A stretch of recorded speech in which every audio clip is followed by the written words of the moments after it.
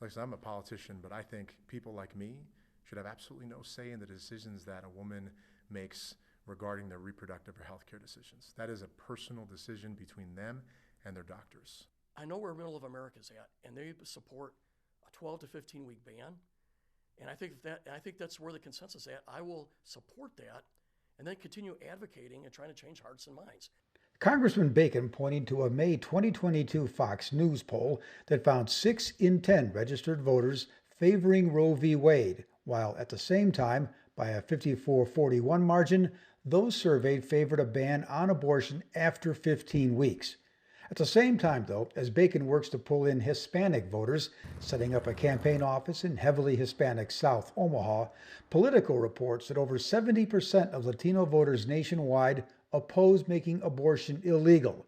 All that is Bacon wants abortion illegal, even in cases of rape and incest. What do you say to that 12, 13, 14-year-old girl who's been raped by a relative or a total stranger, regardless, that she has to have that child? How does that work? Well, what we have found in most states, they say that's the safety and life of the mother is involved with that. When a person's that young, I mean, I defer to the doctors on this. I'm not a doctor, but what I heard from the doctors in Ohio was that it's unhealthy. It's unsafe for a person that young to have that baby.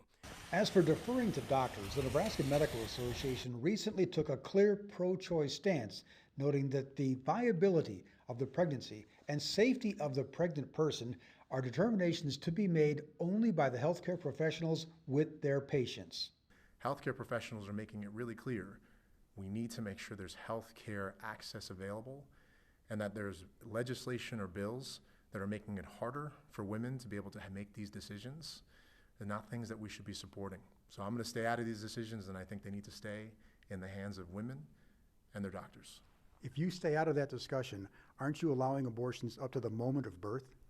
If I stay out of those discussions, what I'm doing is trusting women to make the best decisions for themselves and their families. Which could mean an abortion right before birth. It could mean that women are making the best decisions, and that's staying within them and their families.